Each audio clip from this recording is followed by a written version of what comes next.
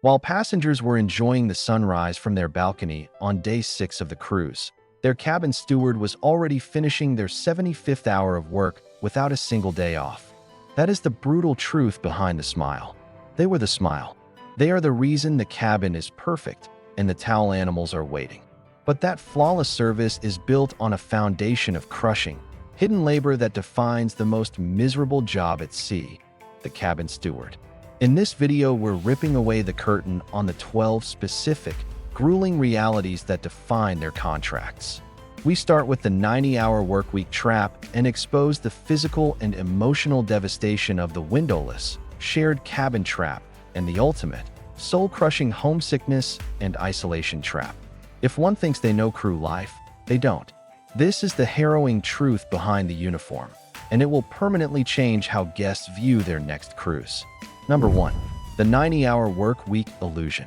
The number one brutal, unforgivable truth is the 90-hour work week illusion.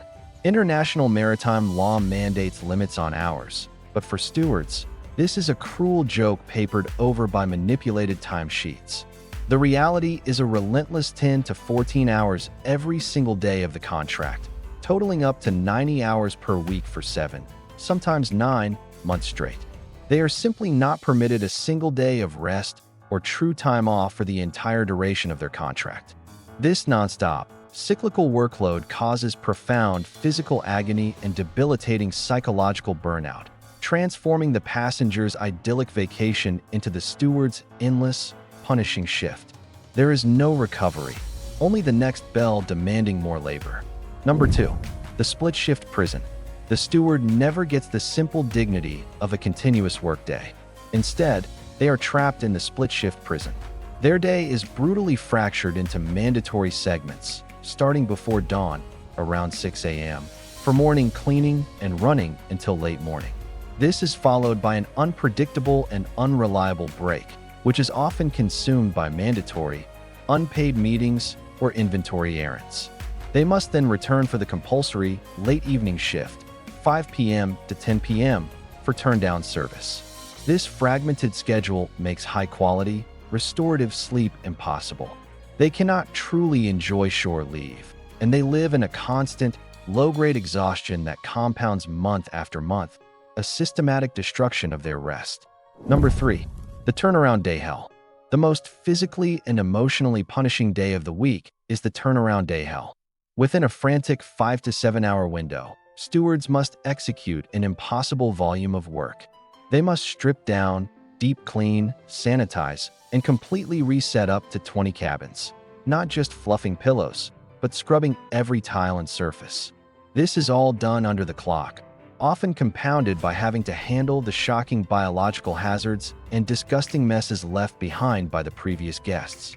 They must perform this high-speed sanitation operation while simultaneously forcing a welcoming smile for the new batch of excited, demanding passengers arriving before noon. It is a true, grueling descent into chaos and exhaustion. Number 4. The invisible load. The steward is more than just a cleaner. They are the logistics mule, constantly suffering under the invisible load. This means their job involves continuously tracking, ordering, and physically transporting all consumable supplies for their cabins. They haul heavy, sloshing carts of minibar drinks, fresh ice, thick bundles of linens, bulky laundry bags, and toiletries across the vast decks of the ship. This immense logistical burden transforms the simple act of tidying up into a sustained, grueling effort of weightlifting and long-distance carrying, directly contributing to chronic joint pain and exhaustion. It's a hidden, physically destructive chore that goes utterly unseen by the guests they serve. Number 5. The windowless, shared cabin trap. A steward's only refuge, their home, is the windowless, shared cabin trap. After enduring 14 hours of work, they return to a tiny, claustrophobic, interior cabin, often shared with another steward who works a conflicting shift. This means their dedicated rest time is spent trying to sleep while their roommate is either actively getting ready for work under bright lights or returning late and needing to process their shift.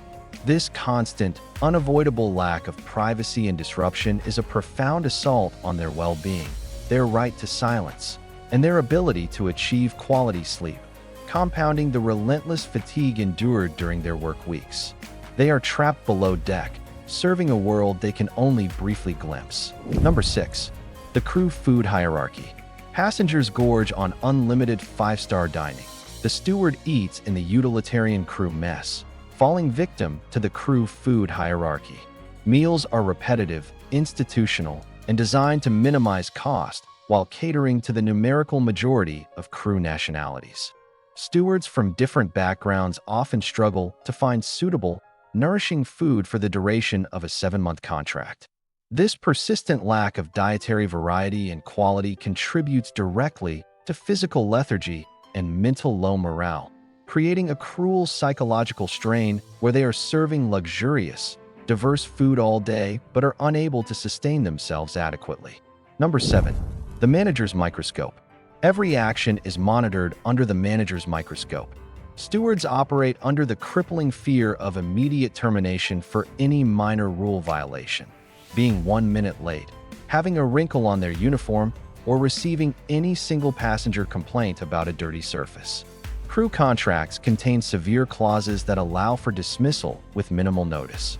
This constant, pervasive pressure to be flawlessly perfect and easily replaceable creates a deeply toxic, high-stress work environment where job security is constantly tenuous. They cannot afford a mistake, leading to crippling anxiety and emotional exhaustion throughout their contract. Number 8. The disgusting guest residue. While the majority of passengers are decent, the steward is consistently guaranteed to deal with the disgusting guest residue. This includes severe biological cleanups, blood, severe bodily fluids, cleaning up after passengers who have been violently sick, and the astonishing volume of irresponsible waste, deliberate messes, and used medical supplies left behind. They are frequently exposed to cleaning scenarios that go far beyond standard hotel housekeeping duties and often require them to handle hazardous materials without adequate protective gear, forcing them into roles that are both deeply demeaning and pose a serious risk to their personal health. Number 9. The loss of identity. The steward is forced into the loss of identity, the constant, mandatory happy face. This is the definition of profound emotional labor. They must perpetually suppress their own immense fatigue, their gnawing homesickness, and their personal worries while projecting an image of tireless, cheerful servitude. They are required to smile and accommodate even the most demanding or inconsiderate passengers. This continuous suppression of genuine human emotion is the secret, miserable cost of the flawless service passengers receive, leading to severe psychological exhaustion, deep detachment, and an inability to feel or express their authentic selves for half a year. Number 10. The ignored shore leave. Passengers pay thousands to see the world, but stewards suffer from the ignored shore leave. Because of the relentless split-shift schedule, their port time is often limited to a meager window of 2 or 3 hours in the late afternoon. Many stewards get just enough time to desperately run to a dockside internet cafe to call home, find a quick meal, and rush back to duty. They spend months sailing past ancient ruins, pristine beaches, and vibrant cities, yet never truly get to experience the destinations passengers pay thousands to see, compounding their sense of isolation and professional heartbreak. Number 11. The financial prison of the tipping model. The crushing reality is the financial prison of the tipping model. For many stewards, their base salary is shockingly low, sometimes less than $1,000 per month. Their true income, the vital money they need to support their families back home, is almost entirely reliant on the automatic gratuities that passengers can choose to withdraw. This places them in a position of acute, daily desperation, where every interaction with a demanding passenger risks a poor rating or a withdrawn tip, directly threatening their financial stability and the livelihood of their families thousands of miles away. The system forces them into a cycle of desperation and subservience. Number 12. The homesickness and isolation trap. The final, most devastating truth is the homesickness and isolation trap. Stewards sign contracts for up to 9 months, missing major family events, holidays, birthdays, births, and funerals, a sacrifice that breaks hearts globally. They rely on limited, often slow and expensive internet access to communicate with their spouses, children, and parents.